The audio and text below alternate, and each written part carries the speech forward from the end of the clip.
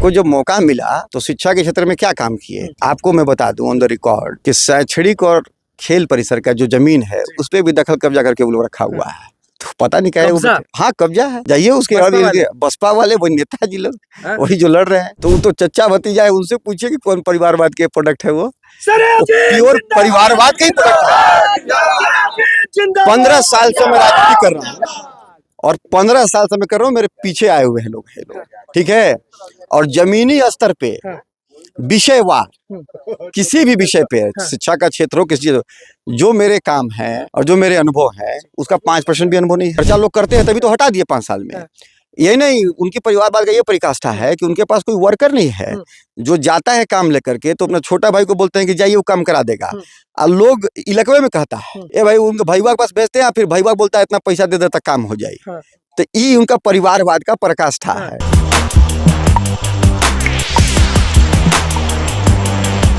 नमस्कार, मैं हूं अनुकुल तिवारी और आप वॉइस ऑफ देख रहे। देखिए अभी हम गर्रा गांव में और आपको मालूम होगा कि रामगढ़ विधानसभा में हम हर जगह जा रहे हैं और थोड़ी देर पहले बसपा के कैंडिडेट ने क्या बोला उस पर भी सवाल होगा। हमारे साथ अजीत सिंह है।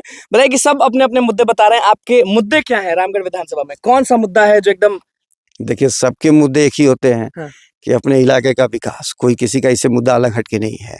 लेकिन यह मुद्दा है एक ऐसा जिसपे आपने कितना व्यापक काम किया है और आपकी व्यापक कितनी समझ है, तो उस पे सवाल जवाब अगर हो तो वो ज्यादा आपको बेहतर उत्तर मिलेगा उसके ऊपर। अच्छा, अभी बसपा के जो पिंटू यादव हैं उन्होंने बोला कि न तो शिक्षा अच्छा है रामगढ़ में, न तो स्वास्थ्य में जो होता है वो अच्छा है, अस्पताल नहीं है, कुछ होता है आदमी को तो जाता है बनारस, जाता है कहीं और। बढ़िया ही बोल रहे हैं।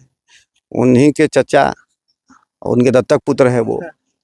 5 साल में थे तो उनको रिपोर्ट कार्ड देना चाहिए था कि शिक्षा में हम कितना काम किए थे जब प्रतिनिधित्व था। तो उसके बाद बात करते वो। फिर हम तो कह रहे हैं कि शिक्षा अच्छा नहीं है, अशिक्षा अच्छा हो, इसकी बात हो सकती है, लेकिन ये फिर कोई नई बात उनके लिए तो है नहीं जो कर रहे हैं। उनको जब मौका मिला तो शिक्षा के क्षेत्र में क्या काम किए, आपको मैं बता दूं ऑन द रिकॉर्ड कि शैक्षणिक और खेल परिसर का जो जमीन है उस पर भी दखल कब्जा करके वो लोग रखा हुआ है। तो पता नहीं क्या है, हाँ कब्जा है। जाइए उसके बाद बसपा वाले वो नेताजी लोग वही जो लड़ रहे हैं। अच्छा, ये बार बार कहीं भी जा रहे हैं ना तो बार बार लोग बोल रहे हैं कि क्या पूछ रहे हैं, परिवारवाद है, अब हम लोग देखना नहीं पसंद करते, हम अब दूसरा को लाएं। कोई नहीं बोल रहा है, मतलब बसपा के लोग। तो वो तो चच्चा भतीजा है, उनसे पूछिए कि कौन परिवारवाद के प्रोडक्ट है। वो प्योर परिवारवाद का ही प्रोडक्ट है। 15 साल से मैं राजनीति कर रहा हूँ और 15 साल से मैं कर रहा हूँ, मेरे पीछे आए हुए हैं लोग, ठीक है।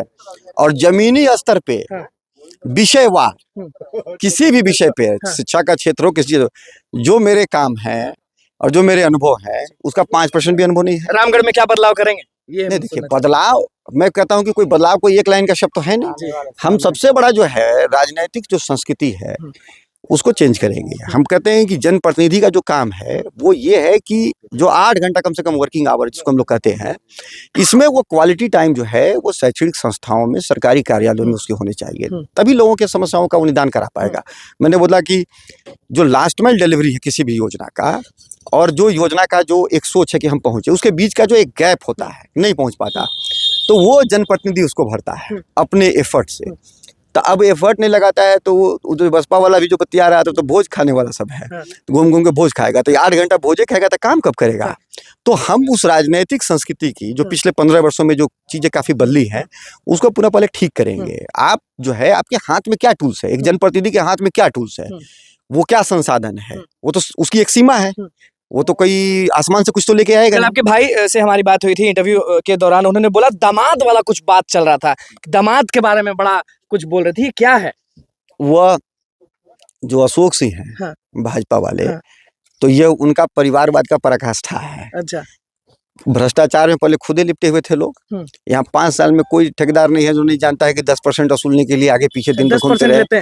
हम घूमते फिरते रहे, उनकी चर्चा होती रहती है। अब हम तो देखे नहीं है, लेकिन चर्चा लोग करते हैं तभी तो हटा दिए 5 साल में।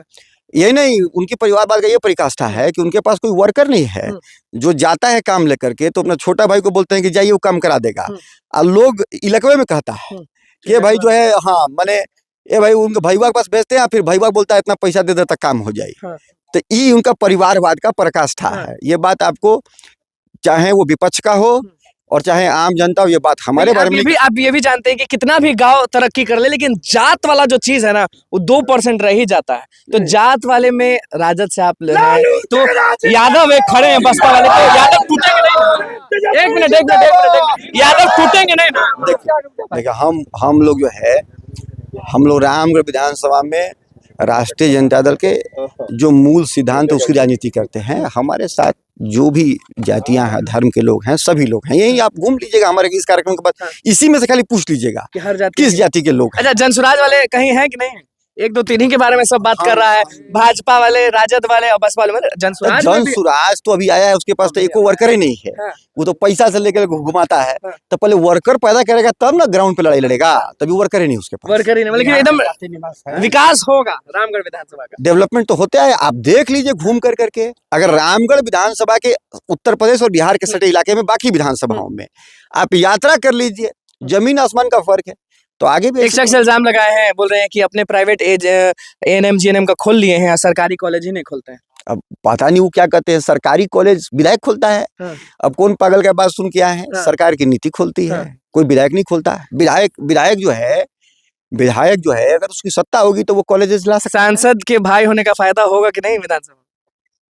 अब यह तो स्वाभाविक है कि हमारे अच्छे कामों का, हमारे पुरखों का हमारे ऊपर ही आएगा और बुरे कामों का भी मेरे ऊपर ही आएगा। तो ये तो स्वाभाविक चीज है। बिल्कुल। देखिए हमारे साथ अजीत सिंह थे, किस तरह से उनका कहना था वो आपने सुना। देखिए किस तरह से सारे लोग उनको समर्थन दे रहे हैं। वो आप देख लीजिए कि तेजस्वी यादव का झंडा है और सब चीज आपको दिख रहा होगा कि किस तरह से बोल रहे हैं। तो जीत तय है, जीत तय है, जीत तय है। हाँ, जीत तय है। कहाँ से?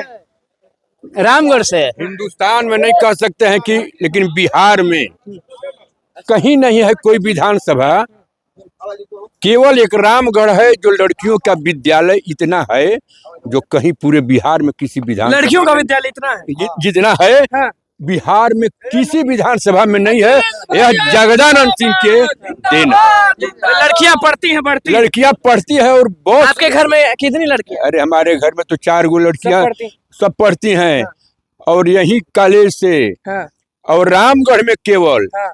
ऐसा है जो लड़कियों के लिए बस जगदानंद सिंह ने व्यवस्था कराया है। और मैं चैलेंज के साथ कहूँ कि पूरे बिहार में इतना लड़कियों का विद्यालय कहीं नहीं है किसी विधानसभा में। बस बिल्कुल। देखिए हम अभी गैरा गांव में थे और यहाँ पे किस तरह से अजीत सिंह ने बोला है वो आपने सुन लिया, और पागल किसको बोल दिया वो भी आपने सुना। तो बस हमारे चैनल को सब्सक्राइब करें, धन्यवाद।